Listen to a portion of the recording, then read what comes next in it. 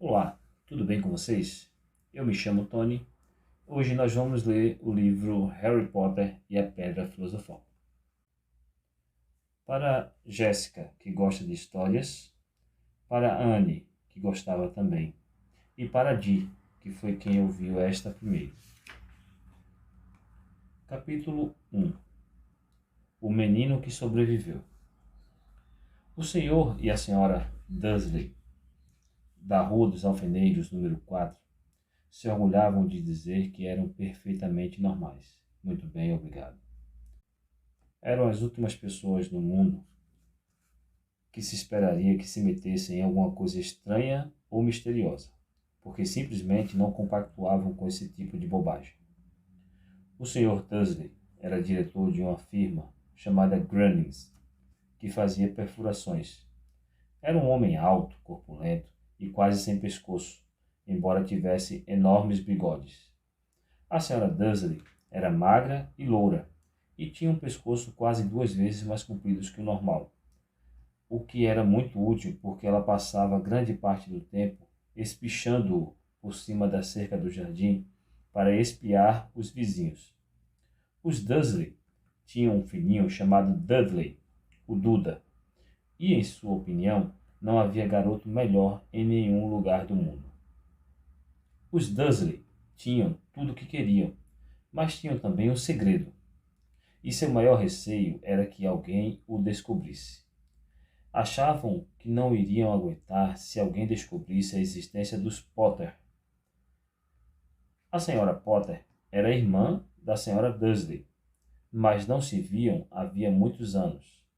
Na realidade, a senhora Dursley fingia que não tinha irmã, porque esta e o marido imprestável eram o que havia de menos parecido possível com os Dursley. Eles estremeciam só de pensar o que os vizinhos iriam dizer se os Potter aparecessem na rua. Os Dursley sabiam que os Potter tinham um filhinho, mas nunca o tinham visto. O garoto era mais uma razão para manter os Potter à distância. Eles não queriam que Duda se misturasse com uma criança daquelas. Quando o senhor e a senhora Dursley acordaram na terça-feira monótona e cinzenta em que a nossa história começa, não havia nada no céu nublado lá fora sugerindo as coisas estranhas e misteriosas que não tardariam a acontecer por todo o país. O senhor Dursley cantarolava ao escolher a gravata mais sem graça do mundo para ir trabalhar, e a senhora Dursley fofocava alegremente enquanto lutava para encaixar um Duda aos berros na cadeirinha alta. Nenhum deles reparou em uma coruja parda que passou batendo asas pela janela. Às 8h30, o senhor Dursley apanhou a pasta, deu um beijinho no rosto da senhora Dursley e tentou dar um beijo de despedida em Duda, mas não conseguiu, porque na hora Duda estava tendo um acesso de raiva e atirava o cereal nas paredes. Pestinha, disse rindo contrafeito o senhor Dursley ao sair de casa. Entrou no carro e deu marcha a ré para sair do estacionamento do número 4. Foi na esquina da rua que ele notou o primeiro indício de que algo estranho ocorria. Um gato lia um mapa. Por um instante, o senhor Dursley não percebeu o que vira. Em seguida, virou rapidamente a cabeça para dar uma segunda olhada. Havia um gato de listras amarelas sentado na esquina da Rua dos Alfeneiros, mas não havia nenhum mapa à vista. Em que estaria pensando naquela hora? Devia ter sido um efeito da luz. Ele piscou e arregalou os olhos para o gato. O gato o encarou. Enquanto virava a esquina e subia a rua, espiou o gato pelo retrovisor. Ele agora estava lendo a placa que dizia Rua dos Alfeneiros. Não, estava olhando a placa. Gatos não podiam ler mapas nem placas. O senhor Dursley sacudiu a cabeça e tirou o gato do pensamento. Durante o caminho para a cidade, ele não pensou em mais nada, exceto no grande pedido de brocas que tinha esperanças de receber naquele dia. Mas, ao sair da cidade, as brocas foram varridas de sua cabeça por outra coisa. Ao parar no costumeiro engarrafamento matinal, não pôde deixar de notar que havia uma quantidade de gente estranhamente vestida andando pelas ruas. Gente com capas largas. O Sr. Dursley não tolerava gente que andava com roupas ridículas, os trapos que se viam nos jovens. Imaginou que aquilo fosse uma nova moda idiota. Tamborilou os dedos no volante e seu olhar recaiu em um grupinho de excêntricos parado bem perto dele. Cochichavam excitados. O Sr. Dursley se irritou ao ver que alguns deles nem eram jovens. Ora, aquele homem devia ser mais velho do que ele, e usava uma capa verde esmeralda. Que petulância! Mas então ocorreu ao Sr. Dursley que se tratava provavelmente de alguma promoção boba. Essas pessoas estavam obviamente arrecadando alguma coisa. Devia ser isto.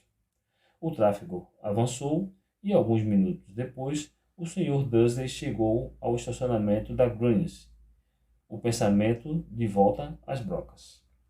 O Sr. Dursley sempre sentava de costas para a janela em seu escritório no 9º andar. Se não o fizesse, talvez tivesse achado mais difícil se concentrar em brocas aquela manhã. Ele não viu as corujas que voavam velozes em plena luz do dia, embora as pessoas na rua as vissem. Elas apontavam e se espantavam enquanto coruja atrás de coruja passava no alto. A maioria jamais vira uma coruja nem mesmo à noite. O Sr. Dursley, porém, teve uma manhã perfeitamente normal, sem corujas. Gritou com 5 pessoas diferentes, deu vários telefonemas importantes e gritou mais um pouco. Estava de excelente humor até a hora do almoço, quando pensou em esticar as pernas e atravessar a rua para comprar um pãozinho doce na padaria de frente. Esquecera completamente as pessoas de capas até passar por um grupo delas próximo à padaria. Olhou-as com raiva ao passar. Não sabia o porquê, mas elas o deixavam nervoso. Essas cochichavam agitadas, também, mas ele não viu nenhuma latinha de coleta. Foi ao passar por elas, na volta, levando uma grande rosca açucarada em um saco, que entreviou algumas palavras do que diziam. Os Potter, é verdade, foi o que ouvi. O filho deles, Harry. O Sr. Dursley parou de repente. O medo invadiu-o. Virou a cabeça para olhar as pessoas que cochichavam como se quisesse dizer alguma coisa, mas pensou melhor. Atravessou a rua depressa, correu para o escritório, disse rispidamente à secretária que não o incomodasse, agarrou o telefone e quase terminara de discar o número de casa quando mudou de ideia. Pôs o fone no gancho e alisou os bigodes, pensando. Não. Estava agindo como idiota. Potter não era um nome tão fora do comum assim. Tinha certeza de que havia muita gente chamada Potter com um filho chamado Harry. Pensando bem, nem sequer tinha certeza de que o sobrinho tivesse o nome de Harry. Jamais vira o menino. Talvez fosse Ernesto ou Eduardo. Não tinha sentido preocupar a Sra. Dursley. Ela sempre ficava tão perturbada à simples menção da irmã. Não a culpava. Se ele tivesse uma irmã como aquela... Mas, mesmo assim, aquelas pessoas de capas... Achou bem mais difícil se concentrar nas brocas aquela tarde. E quando deixou o edifício às 5 horas, continuava tão preocupado que deu um encontrão em alguém parado ali à porta. Desculpe, murmurou. Quando o velhinho cambaleou e quase caiu. Levou alguns segundos até o Sr. Dursley perceber que o homem estava usando uma capa roxa. Não parecia nada aborrecido por ter sido quase jogado ao chão. Ao contrário, seu rosto se abriu em um largo sorriso e ele disse, numa voz esgarniçada que fez os passantes olharem. Não precisa pedir desculpas, caro senhor, porque nada poderia me aborrecer hoje. Alegre-se, porque você sabe quem finalmente foi-se embora. Até os trouxas como o senhor deviam estar comemorando um dia tão feliz. E o velhinho abraçou o senhor Dursley pela cintura e se afastou. O senhor Dursley ficou pregado no chão. Fora abraçado por um completo estranho e também achara que fora chamado de trouxa. O que quer que isso quisesse dizer. Estava abalado. Correu para o carro e partiu para casa esperando que estivesse imaginando coisas. O que nunca esperara que fizesse, porque não aprovava a imaginação. Quando entrou no estacionamento do número 4, a primeira coisa que viu, e isso não melhorou o seu estado de espírito, foi o gato listrado que notara aquela manhã. Agora ele estava sentado no muro do jardim. Tinha certeza que era o mesmo gato. As marcas em volta dos olhos eram as mesmas. Chispa! Disse o Sr. Dursley em voz alta. O gato não se mexeu, apenas lançou-lhe um olhar severo. Será que isto era um comportamento normal para um gato? Pensou o Sr. Dursley. Continuava decidido a não comentar nada com a esposa. A senhora Dursley tivera um dia normal e agradável. Contou-lhe durante o jantar os problemas da senhora do lado com a filha, e ainda que Duda aprendera uma palavra nova. Nunca. O Sr. Dursley tentou agir normalmente. Depois que Duda foi se deitar, ele chegou à sala em tempo de ouvir o último noticiário noturno. E por último, os observadores de pássaros em toda parte registraram que as corujas do país se comportaram de forma muito estranha hoje. Embora elas normalmente caçem à noite e raramente apareçam à luz do dia, centenas desses pássaros foram vistos hoje voando em todas as direções desde o alvorecer. Os especialistas não sabem explicar por que as corujas de repente mudaram seu padrão de sono. O locutor se permitiu um sorriso, muito misterioso. E agora com Jorge Mendes, o nosso boletim meteorológico. Vai haver mais tempestades de corujas hoje à noite, Jorge? Bom, Eduardo, disse o meteorologista. Não sei lhe dizer, mas não foram só as corujas que se comportaram de modo estranho hoje. Ouvintes de todo o país têm telefonado para reclamar que, em vez do aguaceiro que prometi para ontem, eles têm tido chuvas de estrelas. Talvez alguém ande festejando a noite das fogueiras uma semana mais cedo este ano, mas posso prometer para hoje uma noite chuvosa. O Sr. Dursley ficou paralisado na poltrona. Estrelas cadentes em todo o país? Corujas voando durante o dia? Gente misteriosa usando capas por todo lado? E um cochicho a respeito dos Potter. A senhora Dursley entrou na sala trazendo 2 xícaras de chá. Não adiantava. Teria que lhe dizer alguma coisa. Pigarreou nervoso. Petúnia querida, você não tem tido notícias de sua irmã ultimamente? Conforme esperava, a senhora Dursley pareceu chocada e aborrecida. Afinal, normalmente, fingiam que ela não tinha irmã. Não, respondeu ela, seca. Por quê? Uma notícia engraçada, murmurou o Sr. Dursley. Corujas, estrelas, cadentes, e vi uma porção de gente de aparência estranha na cidade hoje. E daí? Cortou a senhora Dursley. Bem, pensei, talvez tivesse alguma ligação com, sabe, o pessoal dela. A senhora Dursley bebericou o chá com os lábios contraídos. O Sr. Dursley ficou em dúvida se teria coragem de lhe contar que ouvira o nome Potter. Decidiu que não. Em vez disso, falou com a voz mais displicente que pôde. O filho deles teria mais ou menos a idade do Duda agora, não? Suponho que sim, respondeu a senhora Dursley, ainda seca. Como é mesmo o nome dele? Ernesto, não é? Harry, um nome feio e vulgar se quer saber minha opinião. Ah, é, disse o Sr. Dursley, sentindo um aperto horrível no coração. É, concordo com você. Não disse mais nenhuma palavra sobre o assunto a caminho do quarto, onde foram se deitar. Enquanto a Sra. Dursley estava no banheiro, o Sr. Dursley foi devagarinho até a janela e espiou o jardim da casa. O gato continuava lá. Observava o começo da Rua dos Alfeneiros como se esperasse alguma coisa. Estaria imaginando coisas? Será que tudo isso teria ligação com os Potter? Se tinha, se transpirasse que eram aparentados com um casal de... Bem, ele achava que não aguentaria. Os Dursley se deitaram. A senhora Dursley adormeceu logo, mas o Sr. Dursley continuou acordado, pensando no que acontecera.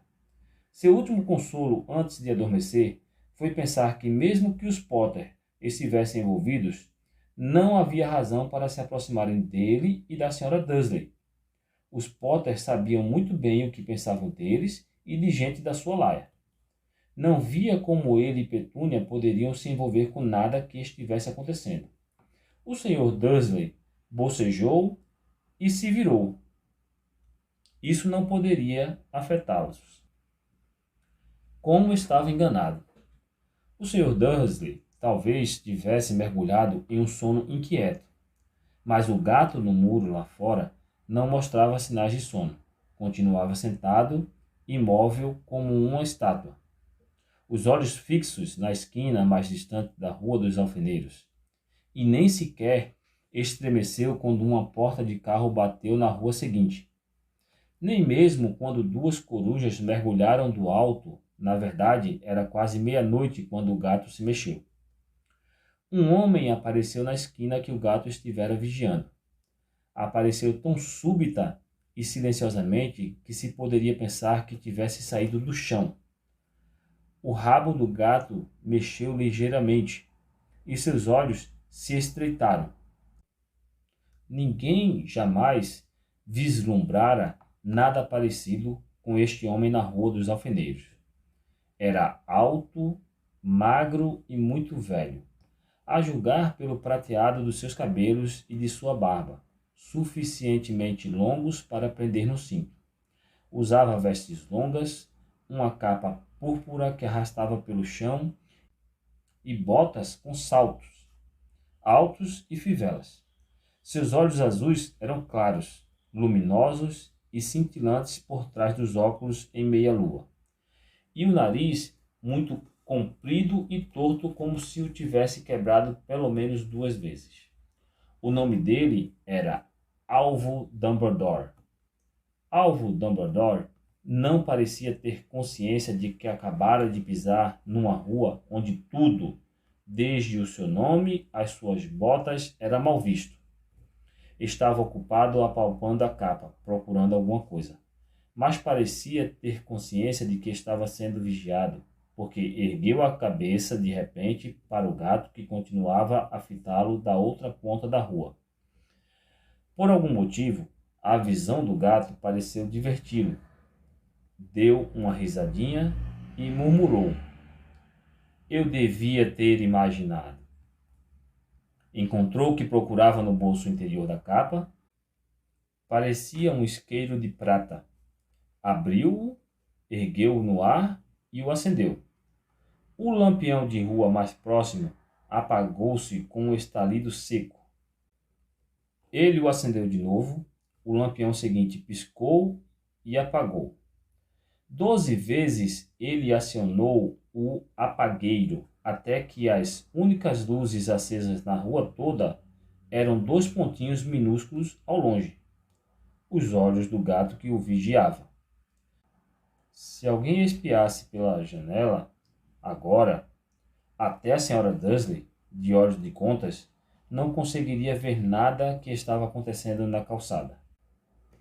Dumbledore tornou a guardar o apagueiro na capa e saiu caminhando pela rua em direção ao número 4, onde se sentou no muro ao lado do gato.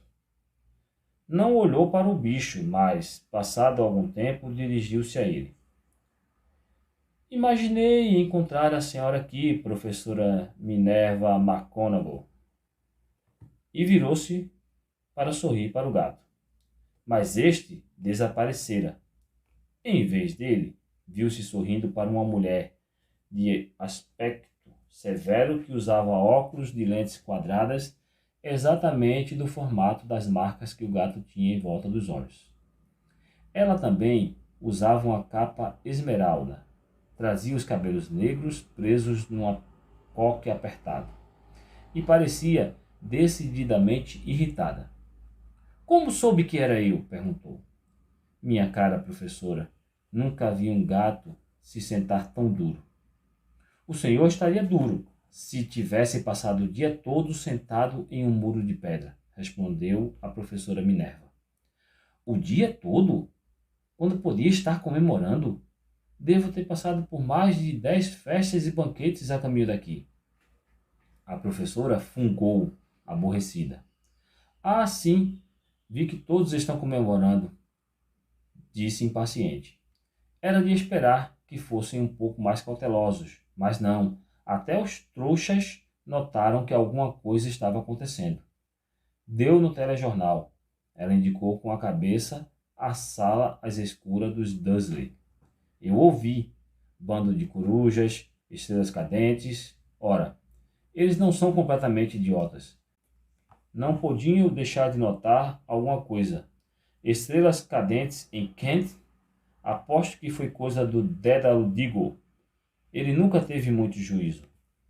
Você não pode culpá-los, ponderou Dumbledore, educadamente. Temos tido muito pouco o que comemorar nos últimos 11 anos. Sei disso, retrucou a professora mal-humorada. Mas não é razão para perdermos a cabeça. As pessoas estão sendo completamente descuidadas. Saem às ruas em plena luz do dia, sem nem ao menos vestir roupas de trouxa, e espalham boatos. Diasguela lançou um olhar atento a Dumbledore, como se esperasse que ele dissesse alguma coisa, mas ele continuou calado. Por isso, ela recomeçou. Ia ser uma graça se no próprio dia em que, você sabe quem, parece ter finalmente ido embora, os trouxas descobrissem a nossa existência. Suponho que ele realmente tenha ido embora, não é, Dumbledore? Parece que não há dúvida. Temos muito que agradecer. Aceita um sorvete de limão? O quê? Um sorvete de limão. É uma espécie de doce dos trouxas que sempre gostei muito. Não, obrigada, disse a professora Minerva com frieza, como se não achasse que o momento pedia sorvete de limão. Mesmo que você sabe quem tenha ido embora, minha cara professora, com certeza uma pessoa sensata como a senhora pode chamá-lo pelo nome. Toda essa bobagem de você sabe quem, há 11 anos venho tentando convencer as pessoas a chamá-lo pelo nome que recebeu. Voldemort. A professora franziu o rosto, mas Dumbledore, que estava separando 2 sorvetes de limão, pareceu não reparar. Tudo fica tão confuso quando todos não param de dizer você sabe quem. Nunca vi nenhuma razão para ter medo de dizer o nome de Voldemort. Sei que não vê, disse a professora, parecendo meio exasperada, meio admirada. Mas você é diferente. Todo mundo sabe que é o único de quem você sabe... Ah, está bem, de quem Voldemort tem medo. Isso é um elogio, disse Dumbledore calmamente. Voldemort tinha poderes que nunca tive. Só porque você é muito, bem, nobre para usá-los. É uma sorte estar escuro. Nunca mais corri assim desde que Madame Pomfrey me disse que gostava dos meus abafadores de orelha novos. A professora Minerva lançou um olhar severo a Dumbledore e disse: As corujas não são nada comparadas aos boatos que correm. Sabe o que todos estão dizendo? Por que ele foi embora? Que foi que finalmente o deteve? Aparentemente, a professora Minerva chegara ao ponto que estava ansiosa para discutir a verdadeira razão pela qual estivera esperando o dia todo em cima de um muro frio e duro. Porque nem como gato, nem como mulher, ela fixara antes um olhar tão penetrante a Dumbledore como agora. Era óbvio que, seja o que fosse que todos estavam dizendo, ela não iria acreditar até que Dumbledore confirmasse ser verdade. Dumbledore, porém, estava escolhendo mais um sorvete de limão e não respondeu. O que estão dizendo, continuou ela, é que a noite passada Voldemort apareceu em Godric's Hollow. Foi procurar os Potter. O boato é que Lilian e Tiago Potter estão mortos. Dumbledore fez que sim com a cabeça. A professora Minerva perdeu o fôlego. Lilian e Tiago. Não posso acreditar. Não quero acreditar. Alvo. Dumbledore estendeu a mão e deu-lhe um tapinha no ombro. Eu sei, disse deprimido. A voz da professora Minerva tremeu ao prosseguir. E não é só isso. Estão dizendo que ele tentou matar o filho dos Potter, Harry.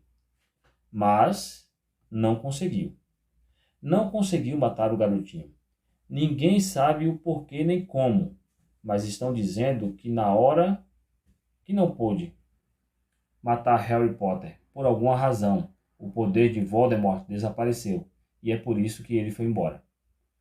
Dumbledore concordou com a cabeça, sério. É verdade, gaguejou a professora. Depois de tudo o que ele fez, todas as pessoas que matou, não conseguiu matar um garotinho? É simplesmente espantoso. De tudo que pode detê-lo.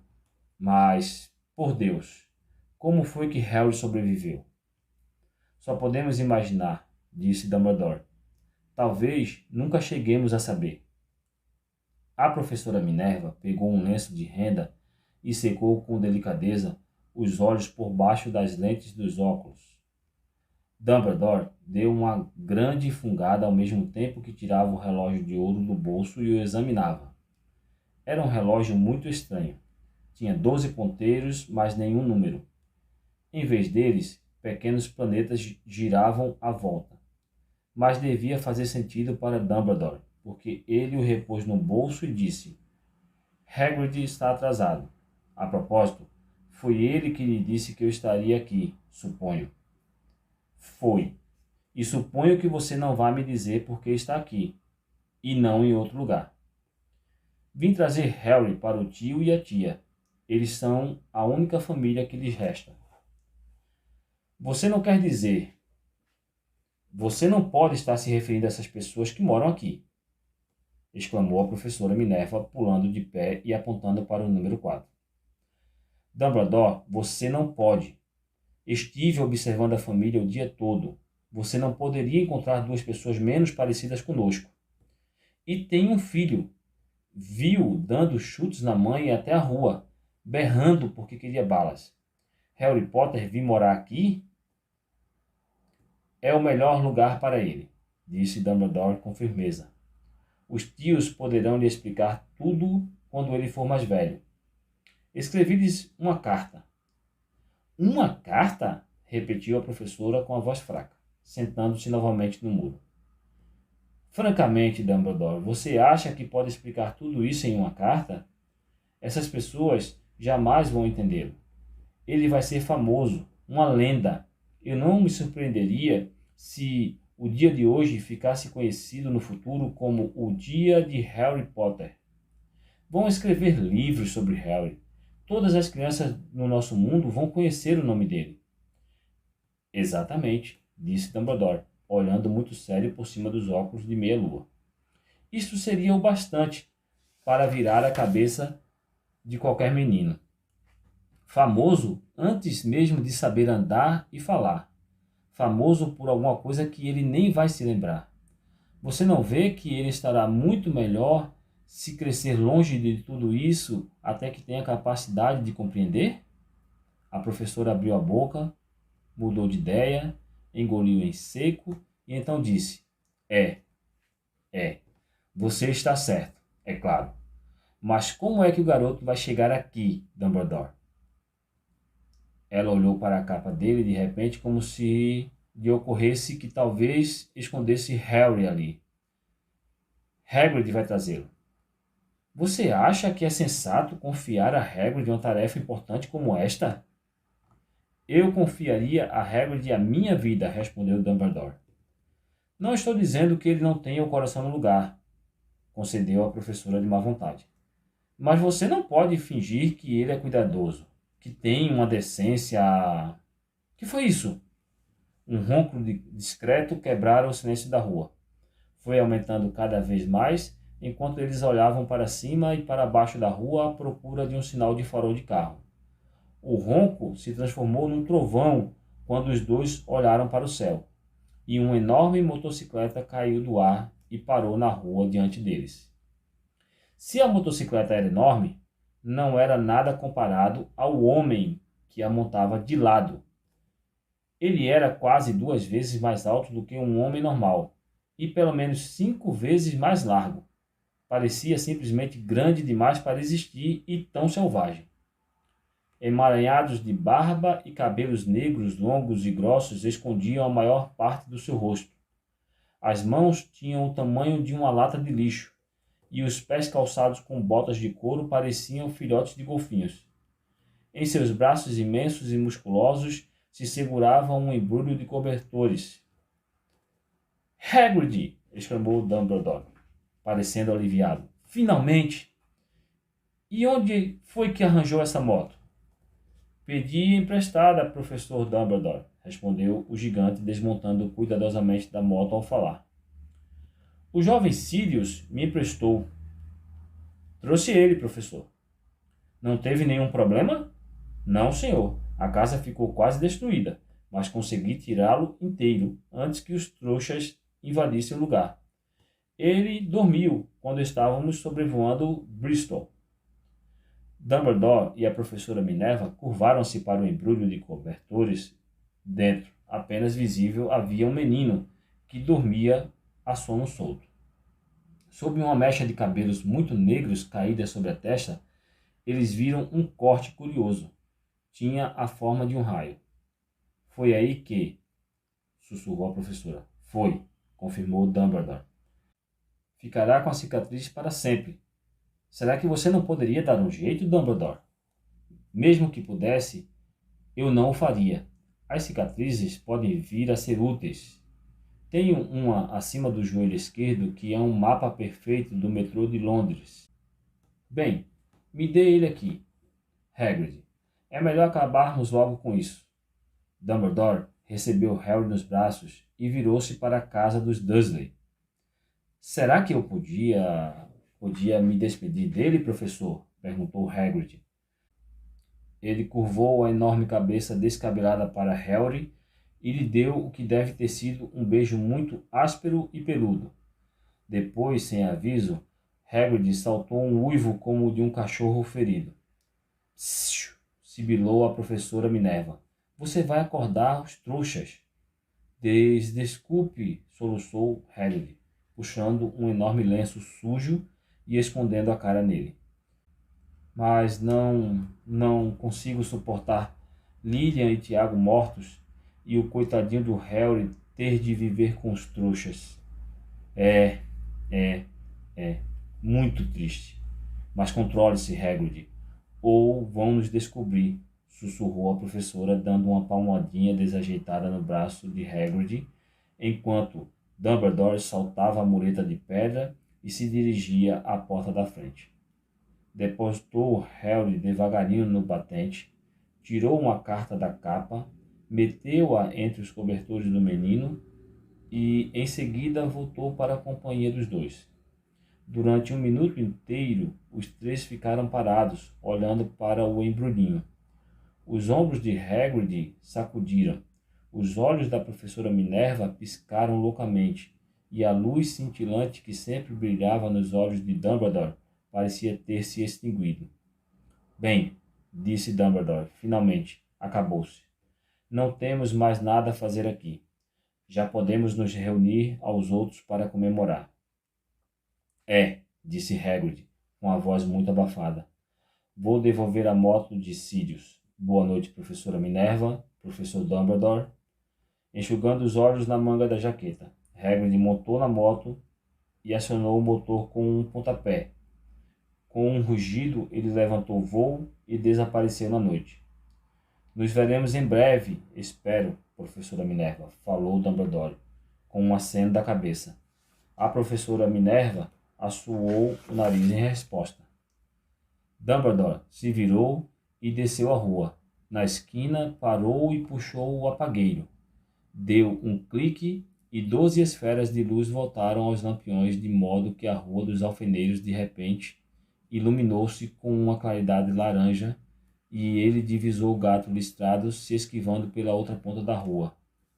Mal dava para enxergar o embrulhinho de cobertos no batente do número 4. Boa sorte, Harry, murmurou ele. Girou nos calcanhares e, com um movimento de capa, desapareceu. Uma brisa arrepiou as cercas bem cuidadas da Rua dos Alfeneiros, silenciosas e quietas, sob o negror do céu. O último lugar do mundo em que alguém esperaria que acontecesse coisas espantosas. Harry Potter virou-se dentro dos cobertores sem acordar. Sua mãozinha agarrou a carta ao lado, mas ele continuou a dormir sem saber que era especial, sem saber que era famoso, sem saber que iria acordar dentro de poucas horas com o grito da senhora Dursley ao abrir a porta da frente para pôr as garrafas de leite do lado de fora. Nem que passaria as próximas semanas levando cutucadas e beliscões do primo Duda. Ele não podia saber que, neste mesmo instante, havia pessoas se reunindo em segredo em todo o país que erguiam os copos e diziam com vozes abafadas: A Harry Potter, o menino que sobreviveu.